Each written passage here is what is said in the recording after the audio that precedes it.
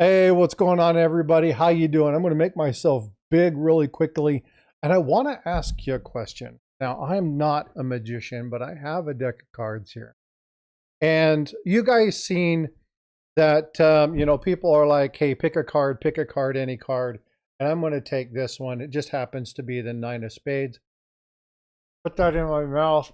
We'll close that off.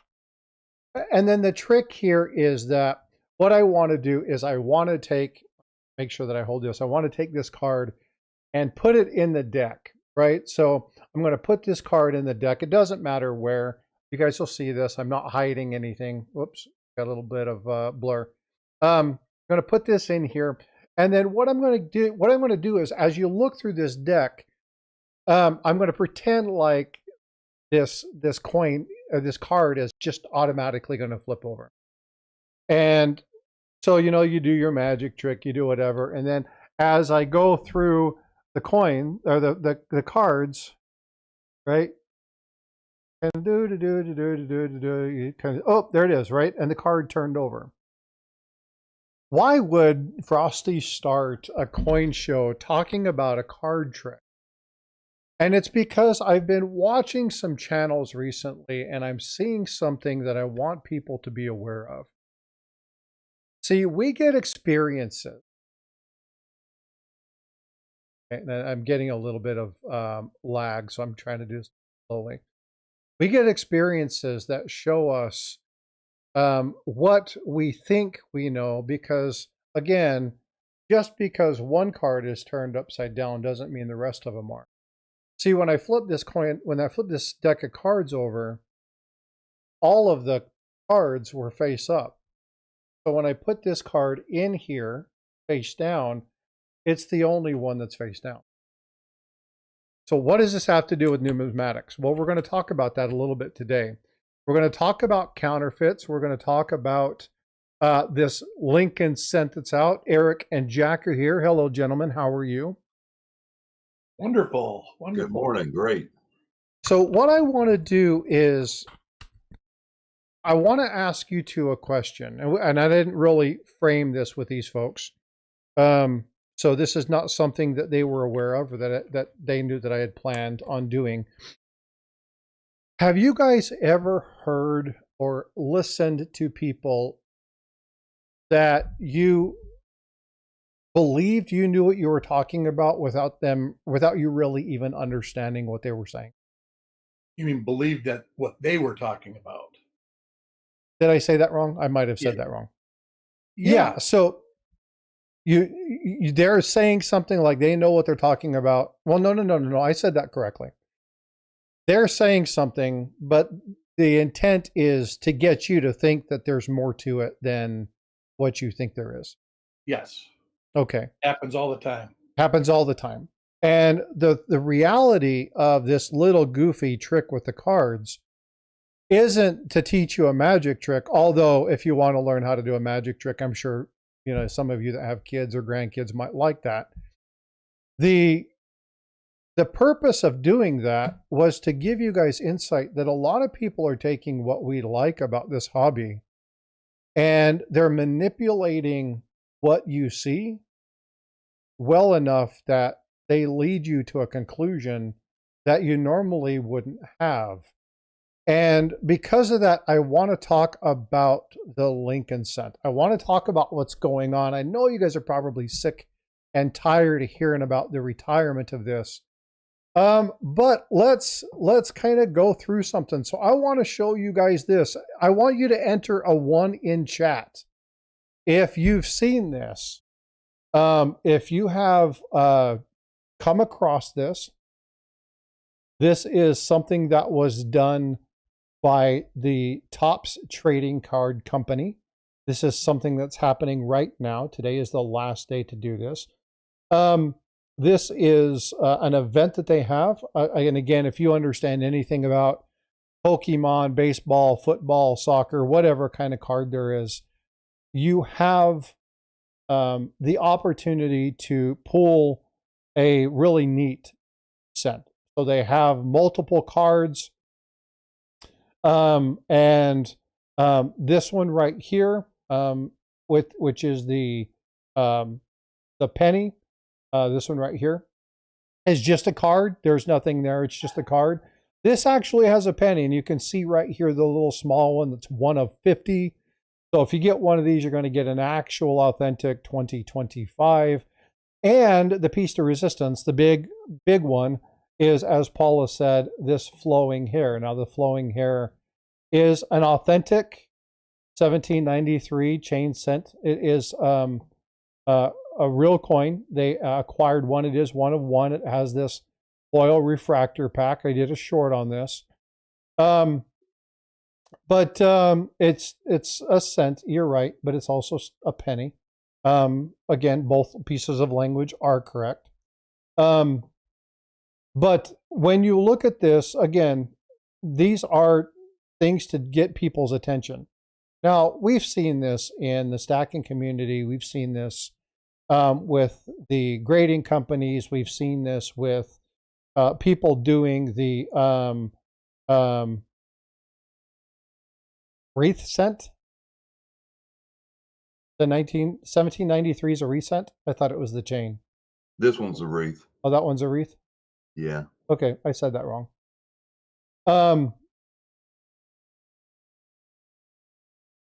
There's nothing here to mislead anybody, but it's kind of a grab off of this piece, okay? So not a big deal. But what I do have a problem with is people utilizing the platform to build up anticipation and turn around and do what we've been trying to get people to understand not to do, okay? And that is utilizing, and I'm going to stop this because we don't need to put that up there anymore. Whoops, let's try that again. How about I turn off the right one? There we go. There's how many billion cents that were done, Eric, in 2025? I think it was 1.3, probably 1.4, something like that. So would you consider that rare? No. Okay. So a coin channel who carries significant weight that is selling these for $40, $50, $60 a roll, that's supposed to be somebody in our community who's protecting our community. Would you consider them a friend to the numismatic folks that watch their $50 a roll? Whoa. A lot of people are making some massive money. You know, I hate to say it, I understand why people are paying $3 and $4 and $5 a roll, even though that's still overpriced in my opinion. It is. But again, the thing is that people need to understand is that the folks that are doing this are fully aware that there's not going to be a long-term financial gain in this. Yeah, I mean, to have one, okay, I can understand overpaying for it. Well, but not here's overpaying like that. I can't blame people who don't understand coin collecting, thinking that this is going to be rare, because they just don't fundamentally understand the numbers. Right. But if you are a coin education channel, you should fully be aware that the prices of the cents are not going to go up. They've already been made. Their mintages are there. They're going to decrease. If anything, people may hoard them. But to have an education channel utilize their platform to manipulate people to buy from them is a bad call. And I want people to understand, just like with the deck of cards, the manipulation, the shift of this, it's a very slippery slope. And I am walking away from a couple channels that are fairly decent within the community because I am not going to support the fact that they are utilizing and manipulating people like this.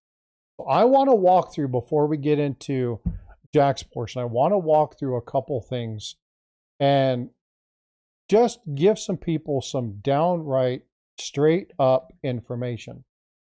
This is a report. I'm going to share my screen here. You're going to have to bear with me because I've got a bunch of screens open for today. I want people to understand what we're seeing. Now, what we're going to be looking at on the screen right now is a report by the United States Mint in 2019, and they're talking about what they're doing. Report that was turned into the Treasury, BEP, Federal Reserve, all got on board. They were responsible for determining a 10-year plan. And again, this is 2019. I can provide you any information that you want to look at it. But they were talking about the loss of money over the next 10 years, what needs to happen. And we've been talking about the Lincoln cent potentially going away for decades. Decades. This isn't anything new. This is something that's been around for a long time. However, what they've said here is that, they're talking about the Mint estimated idle production capacity loss of seigniorage up to $3 billion over 7 to 10 years. Now, this was 2019. If we look at the number now, at that time frame, it was like 1.3 cents. Create the cent. Now it's like 3.6 cents or some crazy number. So the number actually went up. The estimation of the Mint actually talked about a much more significant number, something like $56 billion being saved in seigniorage by not producing the coin. But they also were very clear, and if you go to the Mint's website, and again, you can go to the United States Mint, you can pull up the Mint. Oops, I'm not sharing that screen. Let me share the right screen. Hold on. I have to share the entire screen or else it's not going to show up correctly. There we go. Now you'll be able to see the whole screen. So if you come under here, you go to the Mint, you go to News, you click on your press releases, and you come down here and you look at this. There is a full story that talks about what's going on and what happens. But I want you guys to navigate to the frequently asked questions. And all those questions that people are saying, all right, this is something that, oh my gosh, this just happens. And, what's happening with the coin and what's going to happen? And is it going to go away? And, oh, how are they going to deal with the finances? All the questions are pretty simple. Legalities regarding melting coins, what happens with the 2025 semi-quincentennial, what's the design, how much is it going to cost, how many coins were produced in each fiscal year. And again, if we look at the mintages, you can go, we've pulled that stuff up. Before Frosty, yeah. Since 2019, they've made about 37 billion circulating cents. Yeah, and right now the U.S. Mint estimates something like 330 billion coins are still in circulation. They're not rare, okay? The value of these are not going to go up. And now, they may have, for a short time, they may go up, but just like almost anything that's released by the U.S. Mint. The coins, the penny's not going away, okay? Now, what does that mean? People say, yes, they did. They just showed this. No, what they showed is that the circulating coinage, and there's the number right here, 1.4 cents, when they were talking in 2019, all the way up to the 3.69 cents here in 2025. But they're still going to be producing the cent. They're just not producing circulating cents. They're still going to be in mint sets. They're still going to be specially run. They're still going to do the ones for the semi-quincentennial.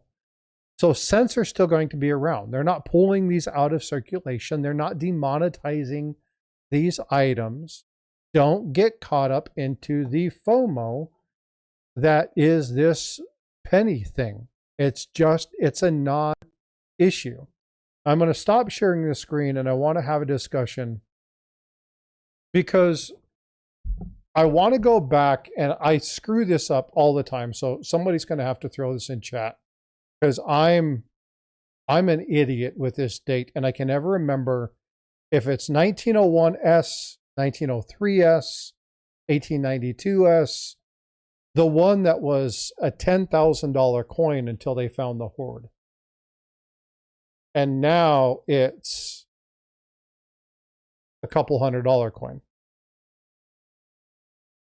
When people, let's do a little bit of math, okay, really quickly. Let's say that 1 million people, now remember, a billion cents, 1.3, 1.6 billion cents were made this year. Okay. If 1 million people keep a roll, 1993, oh, thanks, brother, appreciate it. I knew Mike would come through. That's 50 coins per roll. Okay. How many constitutes a rarity? If everybody's storing these rolls, when are they ever going to be rare? They're not. They're not going to maintain that value. It's just not something that's going to happen. The hoarding of the coin is actually going to prevent that coin from actually maintaining value. But like with the Morgan dollar, right? They were a known rarity. There weren't very many of them. And then they found this hoard, and I think the GSA hoard and another hoard, I can't remember what the two hoards were, Yeah, that came there was together. there was like 4 to 10 of them, and then all of a sudden there was hundreds of thousands of them. Yeah, there literally was like 123,000 coins found. Yeah. And they And went they from actually found them in $10,000. Philadelphia, which was interesting. Say because They again? were old mint marks. Say that one more time. Yeah, they found them in Philadelphia. That's right. That's right. Yeah, so again, it's one of these things where having massive amounts of these coins available kind of ruins the whole premise of the rarity, right? Now, you might still have things like conditional rarity. These are going to be zinc cents, and over time, to have something that's really nice, then potentially there could be something where the top end is worth a few bucks.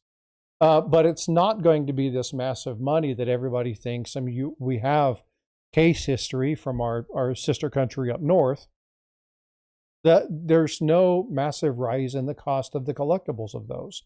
You can still find them. You can still get rolls of cents. You can buy rolls of Canadian cents from the last year for, pennies on the dollar. It's not, bump. But again, it's not one of these things that it's just not going to be a valuable thing. There's so many people trying to hoard these that somebody needs to just come out and say it's not going to be worth a lot later on. It's different when you're talking about things like 949 just gifted 5 memberships. The DSA or DGS, KTM, Subi, Nick, and Emerald Coast all got memberships. Thanks, 949. I appreciate the support. Love you, brother. We need people to just speak fact and not play into this money market game of manipulating people to say that the coins are going to be worth something that they're not. They're just not, folks. If you want to have a roll, have a roll. But don't be spending massive amounts of money for this. If you want to take something and you want to flip it, and you want to make something like that, then that's, if somebody says, well, that's capitalism, that's fine. But again, as an education channel, I can't in good faith manipulate you off of a trick. And that was my point. It's okay to overpay if you want something, but don't overpay like that. That is obscene. Anybody paying $50 is being ripped off. Right. And again, that number goes up and down. I mean, anybody paying $20 is getting ripped off. But the point is, 10 is still getting ripped off, in my opinion. Like I say, I can understand 5 plus postage. That's $10. I can actually see somebody doing that to have one. But you buy bottled water too, and that's like a ripoff. You know what I'm saying? You're overpaying for something that would cost a penny or less. So, yeah, $50 is nuts. Yeah, Paula, if I understand correctly, if I remember correctly, there were 2 hoards. One of them, the GSA hoard, had impacts, but not like the other hoard. I cannot remember the other hoard. I do know that there were 3 major hoards that had impact on Morgan dollars. One of them was the story that I did on the Redfield hoard. He had 400,000 Morgan and Peace dollars. And I don't have it. Oh, I've already taken all my other coins back. Normally I keep my Redfield here No, Binion was not one of them. The Binion hoard, they did find quite a few of them. That's more of a story of theft than it is finding a massive hoard. Binion actually is one of those. They think there's still a bunch out there that was never dug up or found. I don't know if that's necessarily true, but there's a lot of unaccounted coins. The other one that I'm thinking of was somewhere else, and I just don't remember. Oh, Paula put something in there. The New Orleans Mint dollar hoard. Oh, it actually came from the New Orleans Mint. Okay. I wonder if it's actually part of that GSA when they did the audit. I want to see what year that came out. Like I said, Jack's right. There was a hoard found in Philadelphia that had a bunch of the minted coins. Yeah, there's like I said, I know there's 2 hoards. There might have been 3 compared that paired with this. Paula put in a story from NGC on this. But again, I know the GSA had some massive impacts, and then I know there was another one. There may be even more than that. But again, when you're looking at some of these, the prices were unreal on these coins. And then when they found this hoard, they just plummeted through the floor. And so again, when you have a massive amount of hoard, when you have a massive amount of coins in a hoard, the value dramatically drops. Now you still have those conditional rarities. Again, conditional rarity matters. What I just want people to understand here is that we have time out. Let me take that back. I believe, I'm going to say it this way, in a moral and ethical and integral obligation to give you guys the facts. I am not benefiting from this financially in the terms of selling coins. I don't give you information on coins and then turn around and try to sell it. I don't even do that when it comes time to trading. If you have a business that you do that, all I'm asking is that you maintain the level of integrity, maintain your level of tact. Don't mislead and jump on something just because it's going to put something in your pocket. Now, yes, it is capitalism. And if you're okay with that, then call it what it is and say it. Folks, this is not worth it. I'm going to sell them because people are buying them, but it is not worth it. Make that disclaimer. Show that tact. Because if you start manipulating people, I'm done with you. I am not going to stand by why people benefit on the misinformation and the disinformation in this hobby. I work too hard to make sure that people do that. All right, Paula, enjoy yourself. I know she's at Portland doing a show. And so I hope you have a wonderful time, and then make sure you have a safe trip home. And thanks for coming in and hanging out. But what I'm doing is I'm calling on people who are educators in this hobby. Maintain integrity. I don't care if you make a buck. I really don't. But do so with tact. Do so with integrity. Because if I find out you're doing this, I can't associate myself with you or your channel. And I am drawing a hard line in the sand because I want to surround myself with people of moral fiber. I want to surround myself with people of tact, because we have way too many places where our hobby and our monetary system is under attack.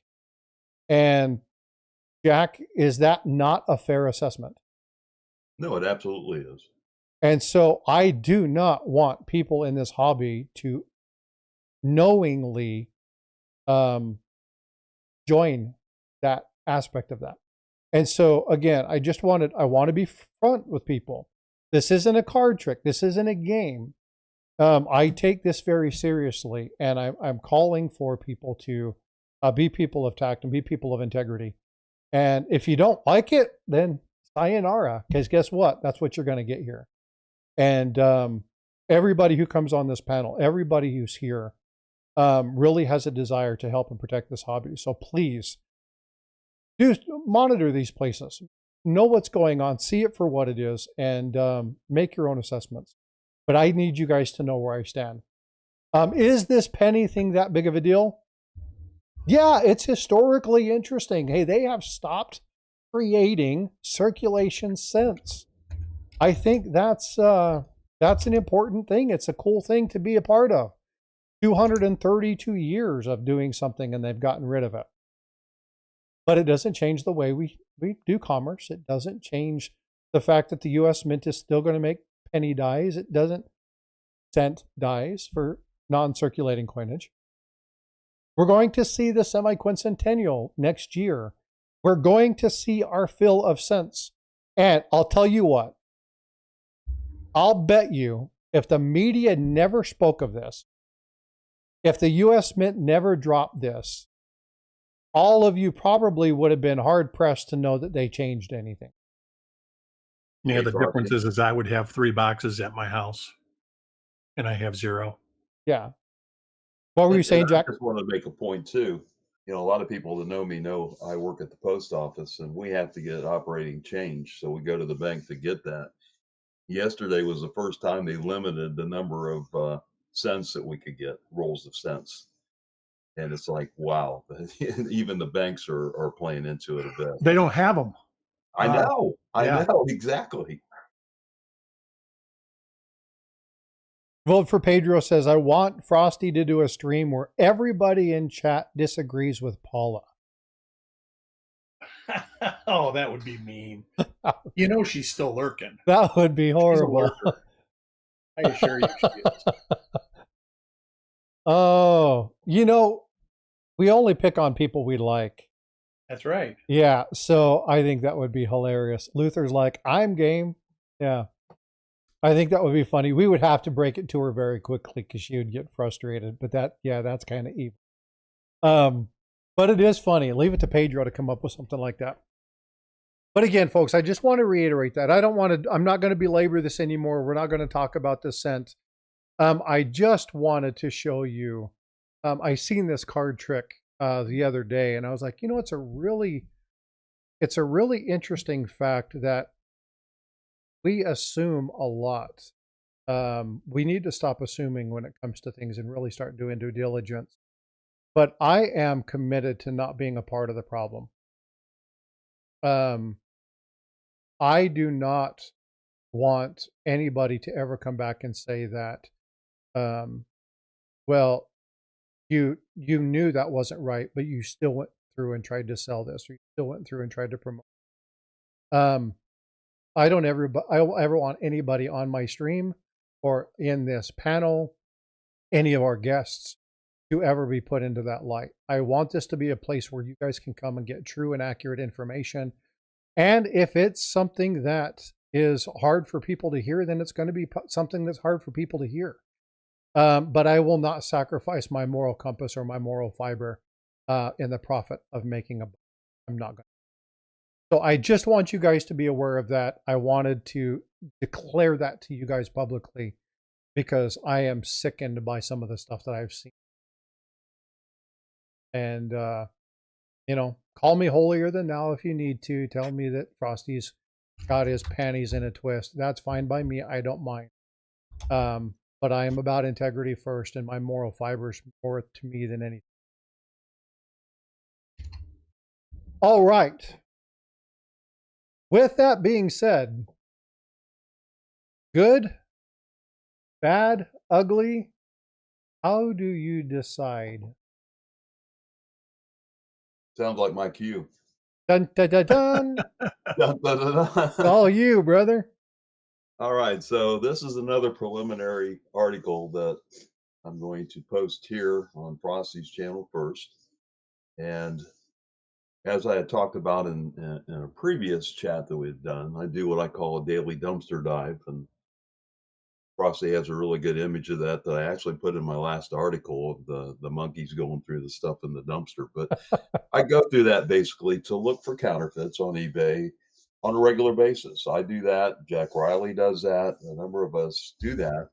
One, to just stay in touch with what's out there and being offered and see if there's anything new that we can document. And the other is to actually see what kind of sellers are out there. And of course, I maintain a list of what I call the bad sellers. And those are folks that once they've listed a bad one, I will go back and look and see if they have any other offerings in the future. So this one just came up yesterday. and it's one of my standard searches, if you would, or dives. But I always look for CC Morgan dollars, and I always look for ones in PCGS holders. And this one caught my eye, and I looked at it, and MS66 plus 83cc, $2,000 from a seller I'd never seen before. And I said, that looks familiar. Where have I seen that one before? Go down a little bit further, and it looked just like one on AliExpress. It actually is one that I had purchased, oh, maybe 6 months or so ago. And after I explained it was counterfeit, I actually got my money back. But it's the same coin. It looks like the same image, other than he's gone through and taken all of his pictures through a golden lens, apparently, and put a little different slant on it. But you can see this one you could get for $113.93, which, as we talked about before, is not a good deal because it's a counterfeit and worth very little. But it would certainly be a good deal for an 83cc MS66 plus, and quite a bit less than the $2,000 that this seller is asking for his. So down a little bit further,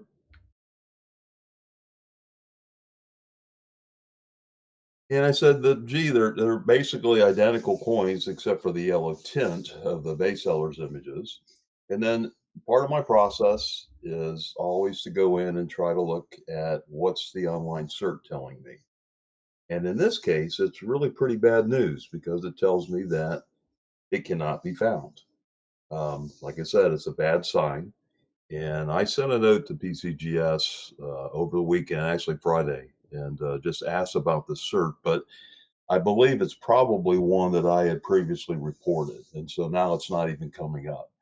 So, as a seller, if you were to start to investigate this coin and decide if you were going to purchase it, this would be one of the first red flags you would see. As a buyer, it would also be the same thing. I think I said that in reverse, but both seller and buyer should be able to determine that there's something wrong with this coin because of that online cert. And then, as I always do, I've got my online barcode, and I go in to look and see what's the barcode read. Well, it doesn't read that cert number. It reads a completely different cert number. And go down just a little bit further.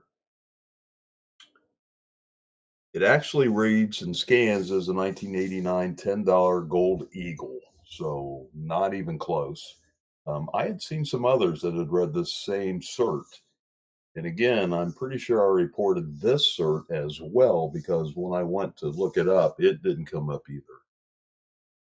Down a little bit further.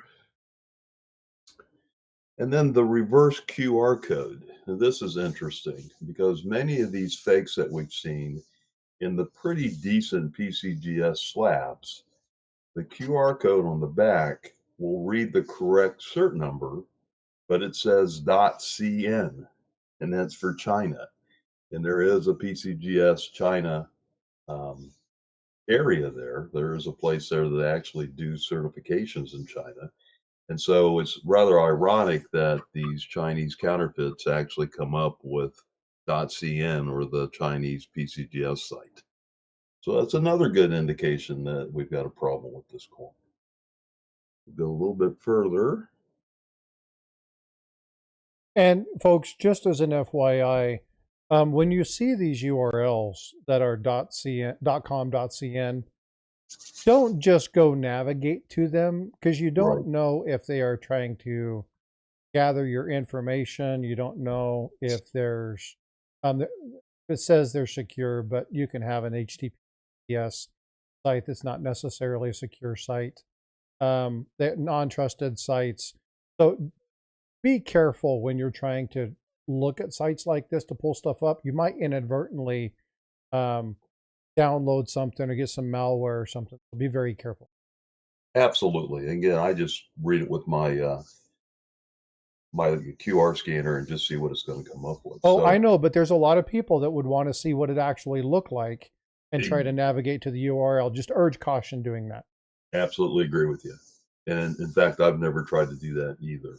So these are images. The one on the left is the image really from the AliExpress. The one on the right is his through his his gold tinted lens, but they are the same coin. Go down a little bit further. So one of the things that we do, so we've looked at the slab and we've looked at the cert and we've looked at, scanning what's on it from a barcode or QR code standpoint. But really what we need to look at is the coin. What about the coin? And so I go into Van World and I often go into my expert, which is Jack Riley, and I say, okay, there are 4 known CC positions and mint mark shapes and sizes for an 83 CC. And where does this one fit in that group? And it doesn't. And Jack and I had talked about this before. We've seen this, what he called it, the blocky CC, and I agree with that. We've seen this on other counterfeit coins. So they often use a common reverse on their counterfeits, but this one does not line up and does not match any of the known genuine CC BAMs. So another thing, we know that now the coin doesn't match that. There really is nothing that's coming up to say this coin is actually a genuine coin and one you should be bidding on. Go a little further down. And I just dropped the VAM World link for the 1883 if anybody wants to check that out. Exactly. And for those that don't know what VAM means, basically it's an acronym for Leroy Van Allen and A. George Malice. They came up with this designation. They're basically describing varieties for both Morgan and Peace dollars. So now I've got a bad seller, potentially. I've got a bad coin for sure. And so the next step I always take is, okay, what else does he have? Well, this is really a bad assortment here. He's got 4 coins that first strike me as there's probably not a genuine coin here. So the first one I go into, the next one I go into is the 1909D gold Indian head $10. Oh, And see, this my one, mind immediately went to the 1916. it didn't for me only because I know that one. I've seen that one. I know that came off AliExpress because I was actually considered buying one till the tariffs hit. And I said no. But the 1909D, it looks so off when you look at it. And it looked like one I'd seen before. So here's this listing again. And of course, you can see the seller's name, $4,000 coin. And if you just look at it, it doesn't look like a genuine struck coin. And the font and the barcode it just doesn't look right. Just my spidey senses tell me there's something just not right about this coin. So again, we're going to go through and do some of the same steps that we did on the 83. Here's an actual combination image of it that you can see both the obverse and the reverse in the slab. A little further down. And again, I said, I'm pretty sure I'd seen this on Ali. I just couldn't find it. I actually went into a seller I had saved, and he had one for sale, but they were no longer available. And so I couldn't snag another image of this particular one. And I can just see one of my errors here, other TNA than. A genuine one should scan with my barcode scanner, and this one did not. And it's kind of typical. It's just gibberish. And my scanner said there actually is no barcode type there that it can read. So that's another red flag for this coin. Then we go into the cert, and unfortunately, there's no image, so that doesn't help us. You go down and look to see if there's possibly an auction So, listing on it. can I ask you a question? Yeah, of course. I've noticed this, and I've watched people saying that they've been having issues with trying to pull up barcodes and having it show up. Depending upon the browser I use, sometimes they will show an image, sometimes they're not showing an image. Are you aware of any issues with the PCGS site? Well, there's been an image for several weeks, or an issue for several weeks with the site. The site was not pulling up, and it was giving false reads on a number of coins. People were quite unhappy. If you go into to their CU site, their forum, you will see this has been going on for some time. And there was big auction coming up, and people were really upset that they couldn't go in and verify any of the cert numbers. So there was an issue. It is resolved now. As far as I know, it was noted it was resolved on the CU forum, and I was able to go in and pull up the certs. I've never had an issue where the cert came up, but it didn't show an image if there was an image. The problem is there are so many of their older coins that were certified without images that now this is what you see. There's no image available. And again, that's unfortunate because most people would like to go in and see the image of the genuine coin to be able to compare it to the one they're looking at. All right. Thanks for the clarification. Appreciate it. Mm-hmm. And again, one of the things you pointed out the other day, the price guide's $5,500. His starting bid now is $4,000. So he's put it under that threshold. And sometimes they do a little homework on these. And he, I'm sure, knows that there's no image on the PCGS search site. Go down a little bit further. And again, there wasn't any auction either. But again, my spidey senses went off and I found another one. And I actually had this in a file. I had posted this on my Fun with Fakes group some time ago, but it's really the same coin. It's got a different cert number on it. And that particular coin, I was able to find the genuine coin as well. So I could actually do a comparison between the two. And then here is a comparison between this subject coin and the one I documented, several months ago. And they are the same coin. They are the same counterfeit. The profile's ugly. The nose is ugly. I mean, it just does not look like a genuine coin at all. Same wear pattern.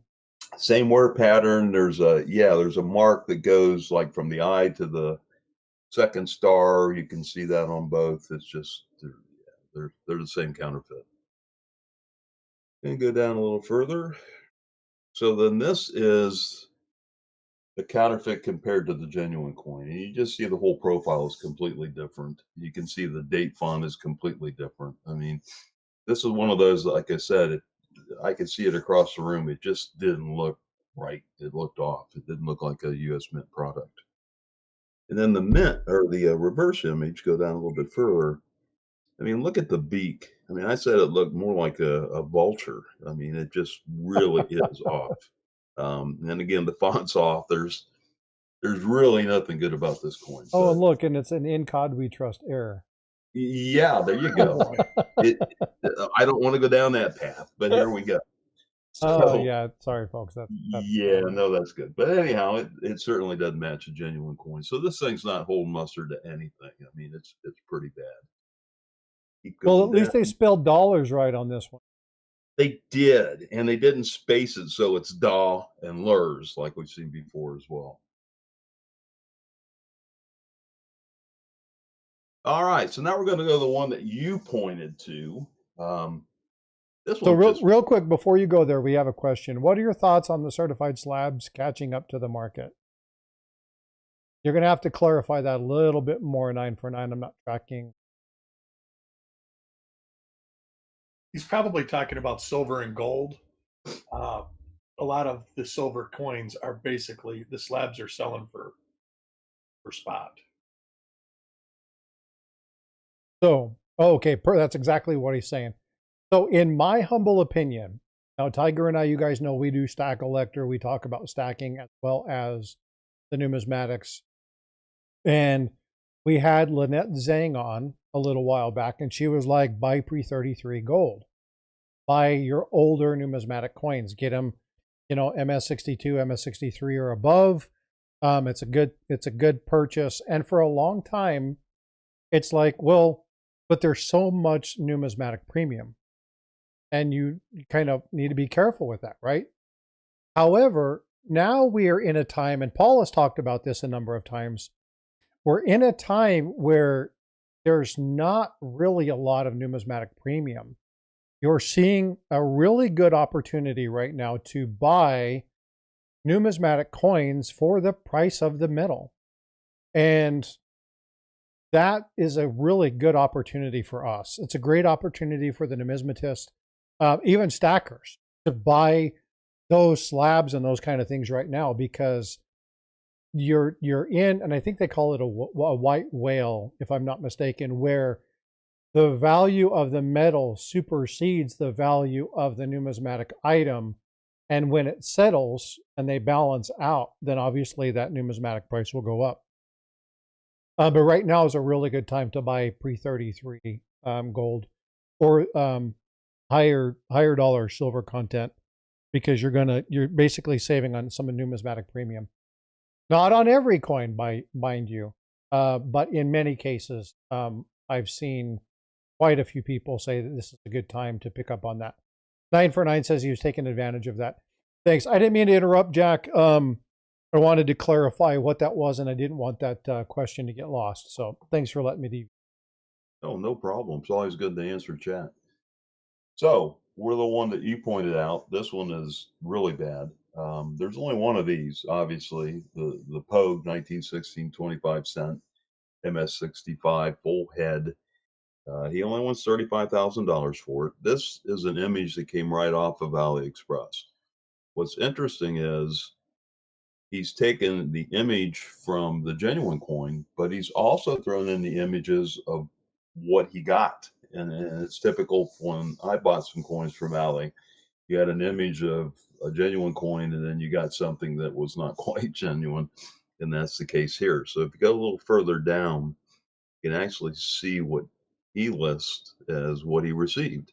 And I mean, this is terrible. You can just see across the room how bad this coin is. And I said it doesn't even warrant a comparison to the boat coins. So we'll go down a little bit further. Hey, Pedro, you're not the only one with jokes, brother. So the online barcode reader, again, for the QR code, it takes us to the .c insert. So again, it's kind of the typical Chinese marker, if you would, for the counterfeits. The PCGS cert is great. I mean, the image is beautiful. Obviously, that's not the coin that's in his holder. You can see that across the room. And then there's a number of sales history for auction. So very clear that these two are not the same coin. A little further down.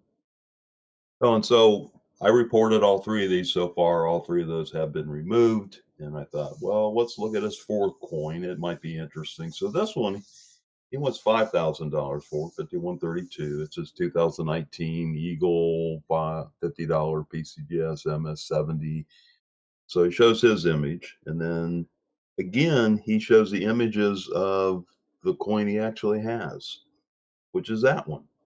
And I made mention that it actually looks like a Cabbage Patch Kid. There is absolutely nothing right about that image or that face. Another bad coin, another bad PCGS slab. Hold on. What's the name of the old? Okay, so this is going to be a trivia question. The name of the old man in Cloudy with a Chance of Meatballs. You know, the fisherman dude that has the unibrow? Yeah. Yes. I don't remember his name. Tell me that doesn't look like him. Well, Come it on. does, kind of. You got that unibrow, that nasty scowl. There you go.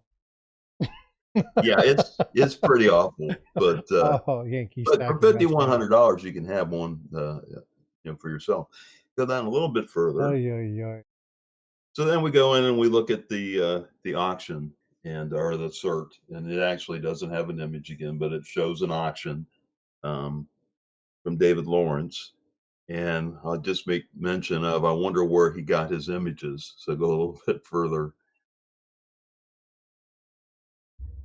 And there's the David Lawrence auction image. There's a genuine coin, which he's used that image exactly. That's the image that he shows in his listing. So down a little bit further. So how do you? And then here's a comparison of his coin to the image that he showed of the genuine coin, and it's like it's not even close. Yeah. So let's get in here a little bit so you can see. Look at the face. I mean, and then there's Fisherman Sam. And there's Fisherman Sam. Or a Muppet. It could be a Muppet. Yeah. I mean, just look at the clothing. Like, there's so many things. I never realized that Liberty had a belly. But She looks pregnant.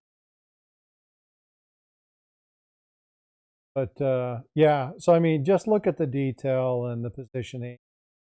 It's, yeah, fun stuff. Absolutely. So let's go a little bit further. And of course, I do the barcode reader. And guess what? It's just gibberish. There is no scannable barcode on the counterfeit. Again, this barcode reader is just another tool, another part of what we do when we go through and try to authenticate a coin on eBay. And that was it. I reported that one. This seller's on my list. All 4 of his listings were removed by eBay. I've been very successful on that front. And so we'll continue to monitor what else he brings to the marketplace. Like you said, fun stuff. So Gold Maple asked a question. Frosty, does copper toning on a gold coin lower its market value? The copper toning, I'm assuming you're talking by the little red spots that you get on the gold coin. Is that what you're referencing? Or are you talking, because gold shouldn't turn copper colored. I mean, the older ones can have kind of a reddish hue to them, but that's usually that rusty color, the rusty spots, and that's because of that. Yeah, okay, so it can. Again, it depends on the coin that you're looking at and its rarity and stuff like that. So it can have an impact, but I mean, I don't know. I would need to defer to some experts on pricing, but I mean, if you have a MS63 and it has red dots on it that formed after it was graded, it may not be 63 anymore. But yeah. Trying to unshare my screen of the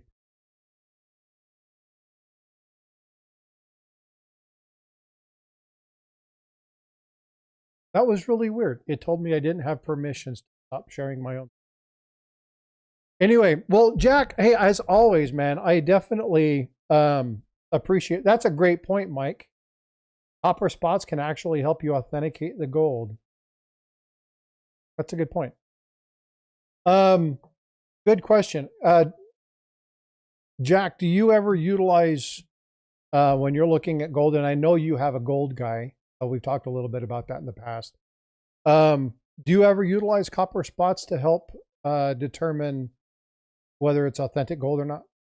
I don't know that I've ever seen a counterfeit with copper spots on it, to be honest. So, I mean, inadvertently, yes, because I've never seen one.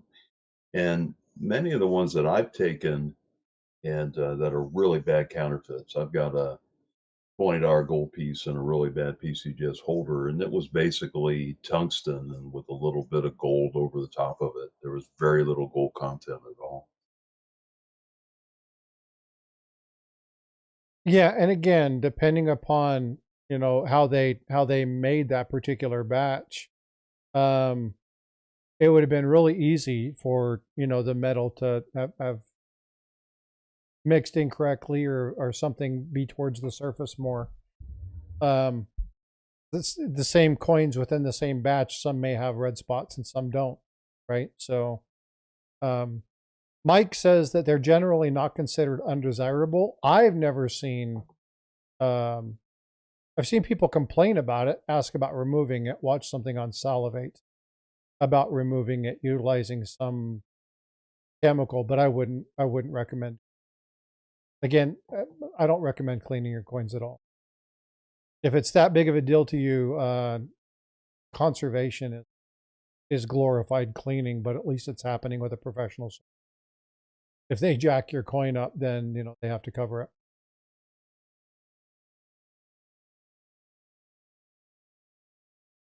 Rainbow, what's going on, bud? If you're buying for stacking a spot, typically copper spots on gold won't affect the value. keep in mind it does affect the eye appeal. Yeah, it can, but again, I don't think it's necessarily something that's undesirable. Oh, another good question.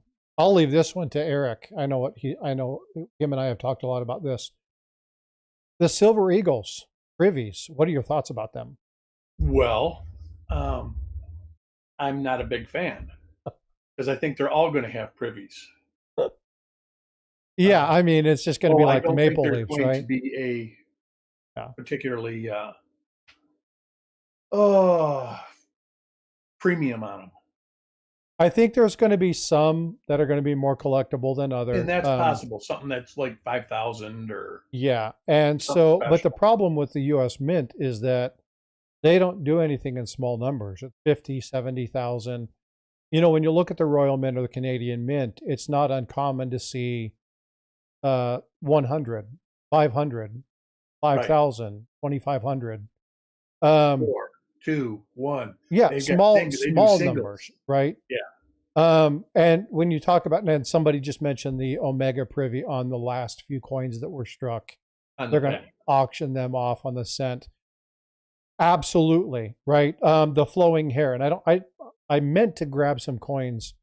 I told Jack I was going to do it, and then ended up leaving without bringing the coins home. So I was going to show a couple different items. The what's up, Silver Wolverine? Looking at pieces like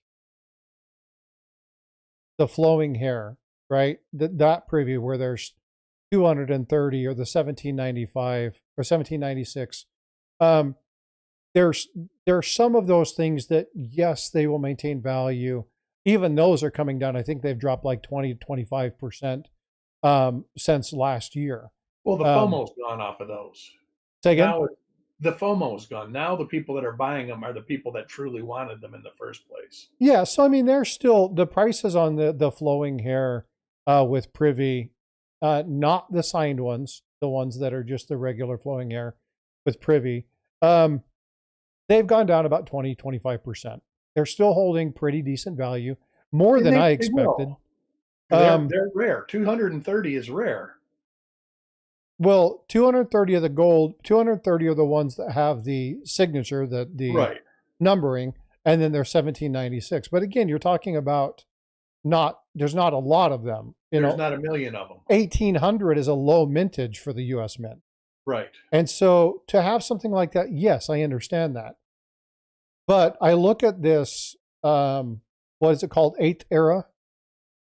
50,000.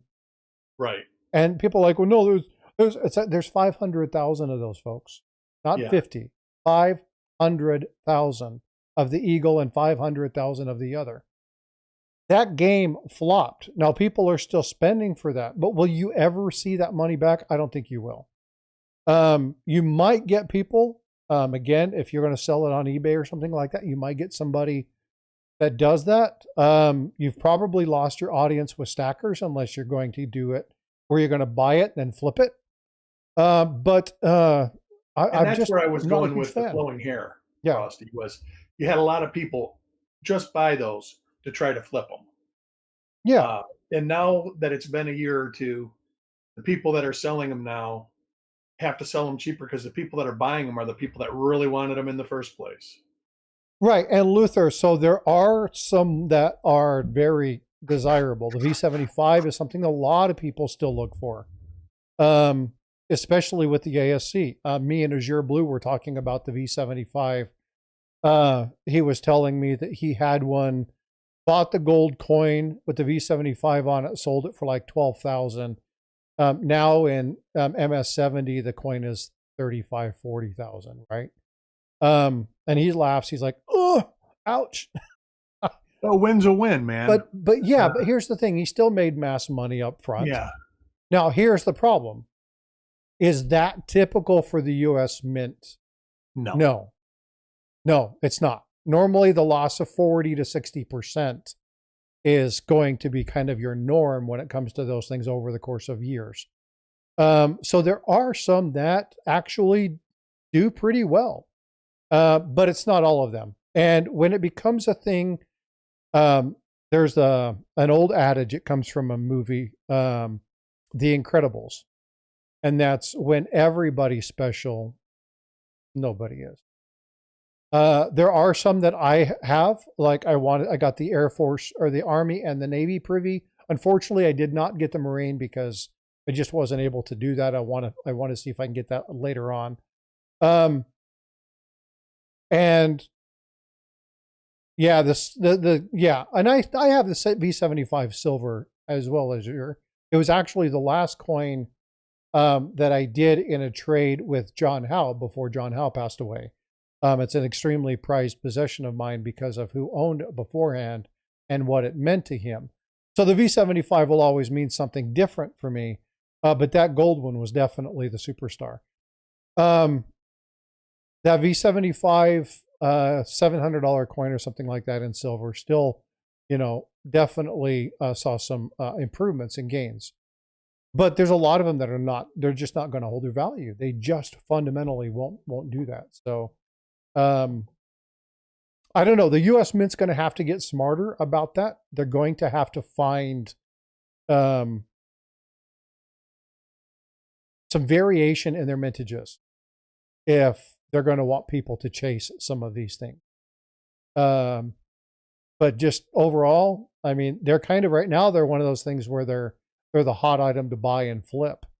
But we'll see. We'll see. I don't think long term, I don't think they're going to hold their value. That's just my opinion, right? Don't bank on that. Just my opinion. The Omega $3 gold. See, that is now, folks. That is one of my dream coins. Have you ever seen one, Jack? Yes, I own one. You own a $3 Princess Omega? Yeah, I do. In an ICG holder. Yes. But, well, I do. I do quite often. But I want one of the $20 ones. But, they have gone out of sight for value. I mean, I had a friend that offered me one before he put it up for sale for over $5K. And it's like, I just can't do that.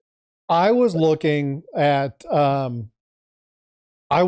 getting one. I had set some money aside. I thought I was definitely going to do that. Gold was down. I mean, we weren't even at $4,000 yet on gold. And I was like, okay, there's probably going to be about a $500 to $700 premium on this. I was like, holy cow. I like it, but not that much. You can still find them for kind of affordable, but it's one of those things I probably won't be getting for in a lot of counterfeits of that era, Frosty. They weren't just blatant. There is no precious metal in these type of counterfeits. There was some silver counterfeits back from the early 90s that were 80%, and selling them as 90%. They were good with their 10% profit. I think the Omega Man, that's kind of the same way. They took their 5%. And we're satisfied with it. There have been. Go ahead. I was going to say, I own several of the Lebanese counterfeits. I have a $10 and a $5, and the $5 is really cool because it was written up in the Coin Week, Coin World article some time ago. But both of those tested above in gold, 97 and 98% gold. So I've got both of those in ICG holders as well. And, they're certainly worth melt, if not more, just because of the rarity. Well, and again, one of the coins I like to talk about, Jack, you and I had a fairly good conversation about this one day. The Russian gold coin, right? That Russian 15 ruble coin. It is the number one world counterfeited gold coin. And its content is higher than that of the actual coin because they're not worried about the gold. It's the numismatic value that they're getting the boost out of, right? So they take an old Indian, they heat it up, they stamp it with this Russian czar on it, and they sell it for $10,000. And so they're not missing out anything on the fact that they have a higher gold content than what that other coin was. It's that numismatic value. And so this is why and talking with Tiger, and I'm like, stackers, if you're out there, knowing the content of your coin, know, knowing the content of your gold is important, right? And everybody wants to make sure they have enough. But sometimes it's going to register as too high. And that isn't necessarily a problem if you're talking about gold. It is if it's an actual coin, because now you're talking about a counterfeit coin, and it's illegal to buy or sell those. So there are things that have to be taken care of and taken into consideration. So you really, and again, we talked about this with slabs, we talked about this with other things. You really want to make sure that you know that you are you're understanding the coins, right? This is why we talk about Jack. I'm going to get Jack Riley's question here in just a moment. I think it's an excellent question. But this is why I want people like Jack to come up here periodically, is to get you guys not freaked out about the hobby, but we have to share information. We have to be talking about these things because, again, right, be smart with your money. It's smart financial investments. It's understanding what you're doing. I work pretty hard for my money. I don't know about you guys. And I want to make sure that what I spend my money on is true and authentic. It's real. And so I want to make sure that we're passing that stuff on to you. Jack Riley has a question. I think it's a really good one. We talk a lot about modern counterfeits, but how do we get the general public educated on the vintage contemporary or those deceptively struck examples? It's a totally different ball field than the modern Chinese. Jack, I will defer to your expertise. Well, thank you. Appreciate it. And Jack Riley and I talk about this a lot. Winston Zach, and we've talked about him before, he's a friend, and he has done an outstanding job of documenting contemporary counterfeits. And I don't want to plug his book, but I would plug his books because I own two of them. And he's gone through and numbered those and identified those and documented and imaged those. And it's a great guide because there are so many contemporary counterfeits and there are so many of those that are collectible and maintain a premium because of that. And I own several. I own one that's supposedly only three or four have been made of, and it's just a very charming piece, if you would. It just isn't a mint issue. It's obvious it's not, as crude as could be, and it's a barber half struck out of copper. And I really wonder how anybody would have fallen for it, but at the times that they came out, and, people were desperate for money, and a lot of these things passed. The micro O Morgan dollars, and Jack is really chasing those, and I'm chasing them not quite as enthusiastically, but I have a growing collection as well. And those not that long ago were all considered genuine pieces. It took a while for people to identify the fact that they were not U.S. Mint products, and they did it going through looking at die states and die matches and those types of things. And so it's a huge field, and there's a lot of value in those cap, bust, half dollars. I mean, that may have been where it really started with as far as documentation, those types of things. So there's a lot of documentation out there, as Jack knows, and Jack has been writing a number of articles and doing a number of things on the Morgan ones. And of course, Winston Zach has his documentation, and I go in and I look for ones that are actually in PPG holders as genuine, and I have And a number of those, and those are yeah, just there's quite a few of the micro O's in third party holders. there are, but I've got a Buffalo nickel that's just the coolest thing ever. It's got a huge die cut. The die broke, and when you go in and actually scan it, it's German silver. So it's not a mint product, and it had been identified as being genuine and a mint product, and it's not. So again, that's a huge field, and I dabble in it because I like it. I just don't have the expertise for it. Now, as far as the deceptive drug counterfeits, I probably have more data on those than anyone. And I continue to write articles on those, and people told me I should write a book on those, and they continue to come up. My avatar is one of those in a boutique NGC holder that just came through in this past summer after they were known to have put some in holders 10 years ago. And so the articles aren't grabbing hold apparently, but I'm not really sure what else to do about that. The Gobrick dollars, I talk about that, and I talk about finding one at a coin show, and Michael, laugh about that one because he asked me, "Did you find a counterfeit?" Well, yeah, I found a $20,000 one, and pretty much ruined the dealer's day. But just trying to get the information out, these types of Weekend. things we His do whole here. weekend was ruined.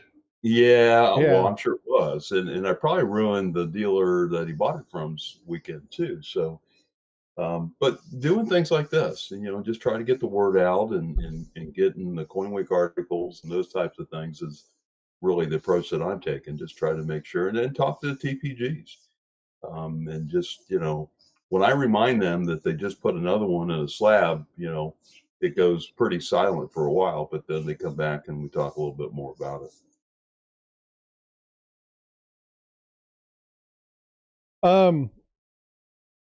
Eric, what about you? What do you think we can do as far as education?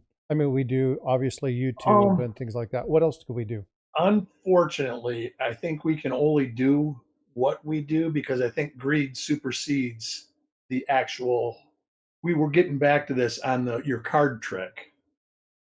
Uh, People want to believe things, so they don't even think about, they don't even look into it. They look at dollar signs and not the actual. We can just keep pressing on, writing our articles, doing our talks on the show, doing what we're doing. I don't think there's much more we can do uh, to overcome the greed.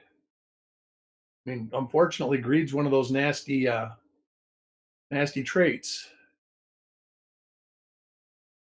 It is, and again, we continue to write these, but the greed is a good thing, but ignorance is there as well. And I just had a conversation yesterday about another seller on eBay with a Morgan silver dollar, and it's an 81cc, and it's just there's nothing right about it. And I can't write any more articles about those. I can't talk about that anymore. I've got podcasts, I've got whatever. Other people have done those as well, and people just don't take the time to look up the information. And if they would, both the seller and the buyer would know that that's a bad coin. But it And continues that, to happen. And he came back and he did the standard response. And this is I laugh about this on Facebook all the time. It was my grandpa's coin. And of right. course, I always ask, when did grandpa go to China? And then the conversation kind of ends there. Yeah. Yeah. I think this coin's worth 2,500 automatically negates. I'm going to look into if it's real or not. I agree with you. I agree with you. And so I share a lot of that when I mean, I will talk to sellers. Jack Riley will talk to sellers. Jack's been very good about, convincing folks it's a bad coin and having them take it off. But I'm like you, Eric. There are certain ones that just you can't talk to. Yep. And I've been through a group of sellers in Pennsylvania on 1909S Indian Head cents, and I talked about it last week. And they're still coming up. eBay has removed 5. There's now 2 more, and they have the same coins. And they just want to give you the song and dance or get nasty with you. And Frosty, I'm now up to 8 of the eBay sellers that will not allow me to bid on their coins. I just got another one It's probably the same seller. It's Well, but hilarious. here's the thing. Sure. And See, see, that's that's what I told eBay. I told eBay a couple days ago, here's a new seller that's come up. Check his IP address, guys. He's got 11 counterfeits. I'm not going to report them. You take care of it. And they removed all of his listings, but he's still there. And then yesterday he listed this bad 3-cent piece that his other buddies or himself, through the other seller names, had listed before, and that's been removed as well. But as long as he's there, he's going to still continue to try to list coins. And what they're doing now is they were listing them for 6 days. Now they're doing, like short auctions one day, 12 hours, whatever they can do, to try to get the thing sold. well because they realize that people are onto them, Well, sure, they right? absolutely do. Yeah. Well, they know I am because they keep blocking me. So I want to think about one thing real quick, and that is Do you realize how big of a win it is for them to be blocking Jack? It means that they know they're being monitored. It means that they know they're being watched. It means that they know that there are people who are challenging what they do. The ACEF, we've talked about the ACEF. I fully support their mission and their strategy. They have their hands full with massive players, and we're talking big players, okay? But and we've said this a number of times, you all have the capability, you all have the opportunity to be amazing for this hobby. So, Jack, I'm going to issue you a challenge. And that is, when you're blocked by a seller, reach out to people who are interested and have them start monitoring the seller. Because we know what they are. We know where they're looking at. Let's do this community. Let's get them to understand we're not putting up with this. And let's start joining together as a group of people doing this, and not just leaving it in the capable hands of Jack. Let's let eBay know, but let's let these sellers know, hey, you know what? We're sharing this information. Because that's the only way we're going to make an impact. When there are successes like this is why I have Jack on, right? I had to be careful saying that, make sure I phrase that properly, because if you say it wrong, it sounds terrible. It really does. But it's important that the work that you guys are doing, and there are a ton of people. It's not just you. There are a ton of people who do this. But if you guys are getting blocked, then hey, there's a whole bunch of us that can pick up that mantle. There's a whole bunch of us that can pull this stuff up and just send information to you. Here's what they got. Oh yeah, fake. Boom, done. Send a report. Got it. Hey, these people are best at it. Let's join together as a community and let's take this on.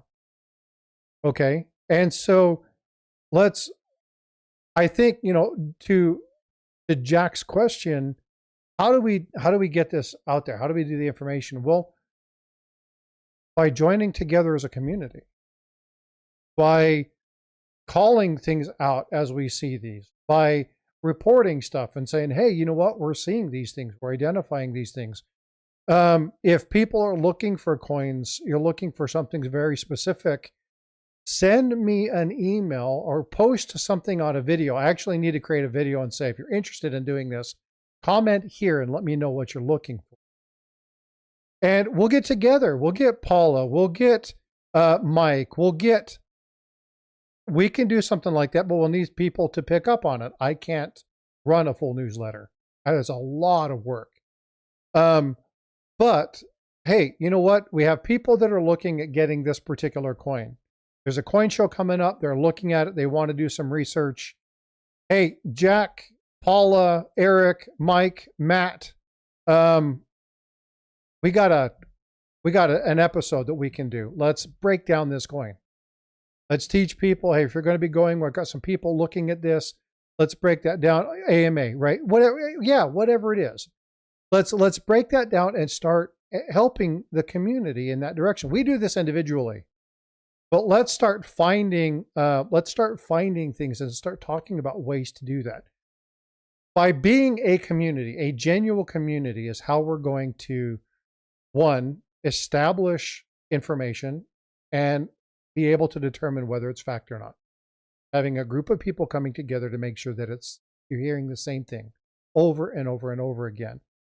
Having devil's advocates, having those people that are the devil's advocate. So if Jack is writing an article, Jack Riley doesn't help him write it.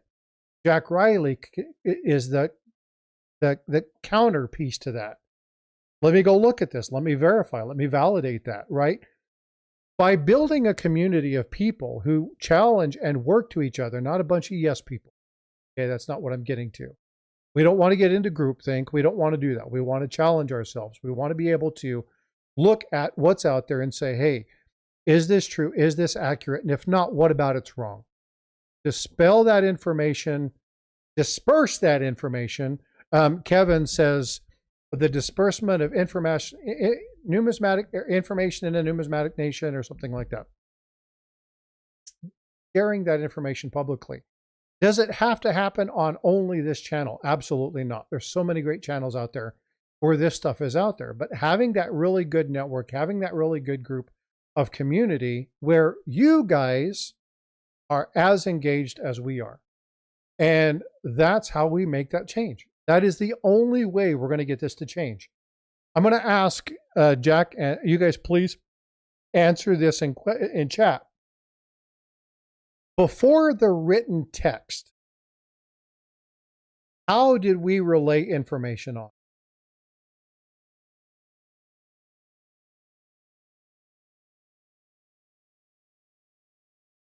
Eric and Jack, you can both. I didn't hear the question. Sorry. I got somebody texting me right now, and it's kind of important.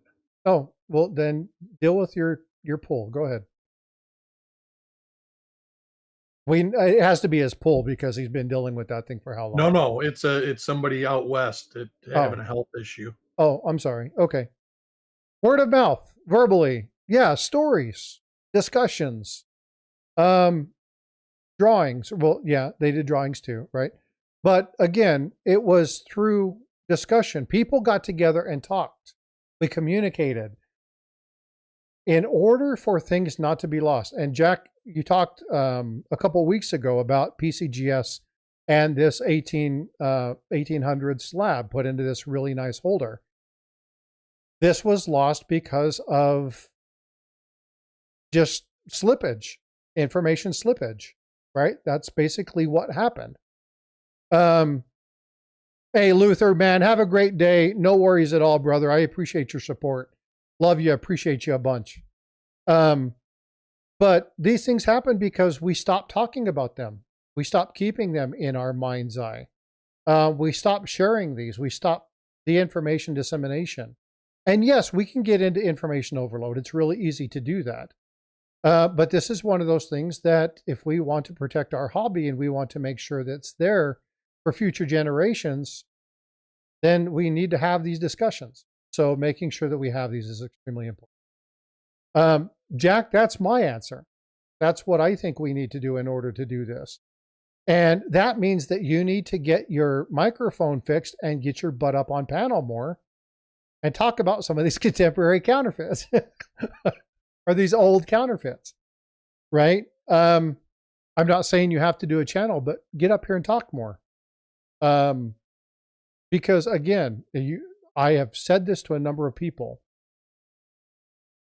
Matt and Mike, Coin Show Podcast, Aaron Burke, the folks at Harlan J. Burke, have an open invitation to this channel. Anytime they want to pop in, that's there. That link never changes. They're welcome to come in. Jack Riley, Jack Young, always have an opportunity to come in. Coin Show Podcast, you guys, anytime you want to come in, click the button, come on in. Let's talk about it. I would love for this to be an open area where at any time somebody just comes in and says, hey, I heard you talking about this. I have information on this. Let me share. True, accurate information, not just opinion, but really get down into the deep woods of what it is, what's going on, and really do some true education. Okay, I want you guys to be an impactful aspect of my channel. This channel is our channel. Okay, and it doesn't matter if you're 65 years old or if you're 25 years old. It doesn't matter. Let's come, let's talk, let's share these stories, and let's grow it that way. I think that's how we're going to do it. Because if we leave it to somebody else, we're going to lose that information, and then we're going to have to relearn. Just my opinion.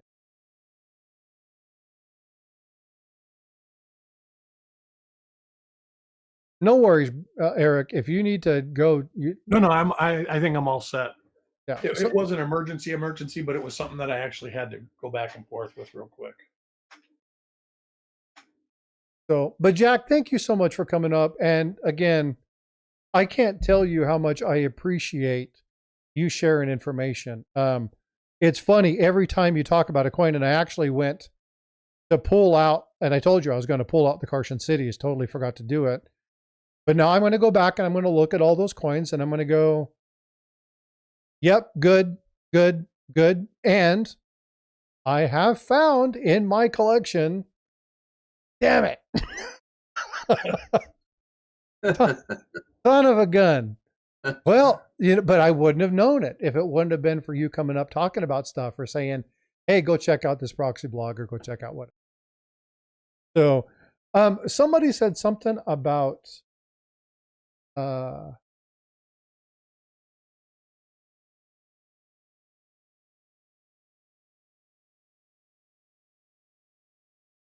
to find it.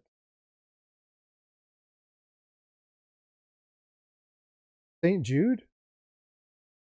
Yeah, it's the 14th of March. She just posted the link for it. Oh, okay. Yeah. So AZ, she just dropped the link. I'm like, that's months away.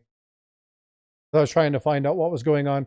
May want to check and make sure she didn't post it for the wrong day, but yeah, that's not till March. Yeah, 9 for 9. I think it's the same thing for me as well. It's time for me to get outside and do something than sit behind the computer all day long. So I'm going to go ahead and wrap this stuff up. No, not at all. Not at all. Good point.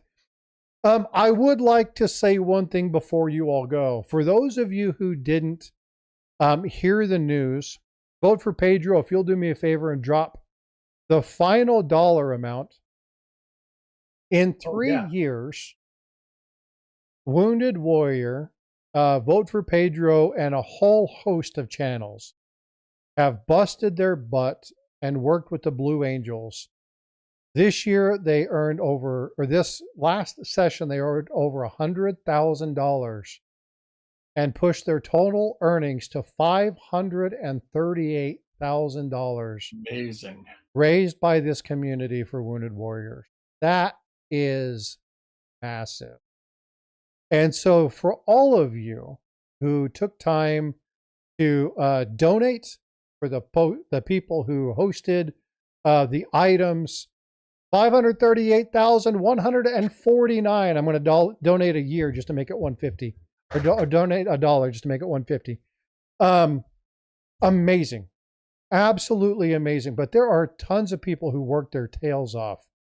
And so to everybody, the moderators, the hosts, the people who donated, the people behind the scenes, Wounded Warrior, the sergeant, the guy who came up and sang the song that choked the hell out of everybody. You guys did an amazing job. It's absolutely phenomenal. You guys have got my daughter engaging. She's 18 years old, and she believes in this organization. She believes in what they do. You guys have impacts far-reaching that a lot of people don't understand. So I want to thank, again, everybody who's put that together, along with St. Jude, again, organizations. But this Wounded Warrior, being a vet, I have a very close tie with this, and I love what they've done and everything that's going on. 35 strong, 27 panelists, 8 mods, phenomenal set of people. So again, congratulations to everybody. Thank you so much for the community, for all you did. And I wanted to wrap it up with that just because it's so important. Jack, Eric, thanks for guys. having me, Frosty. Definitely appreciate you. Pleasure as always. Thank you. I appreciate you guys. I'm going to get to what I talked to you guys about. And all right. We're going to get some stuff done. So I got some stuff ahead. Folks, thank you so much for coming in. Looking at the poll, you know what? We had a lot of fun yesterday, 33%. And then everybody else is pretty much down the track. It's a pretty much even spread. So I'm going to go ahead and end the poll. Looks like it was positive. Next Saturday, we will have Hercules back to talk more about crypto if you're interested. Again, it's all in being good stewards of our money. And ultimately, if you have more money, you can do more collecting. All right, folks, be well, be blessed. Love you guys. Take care. And I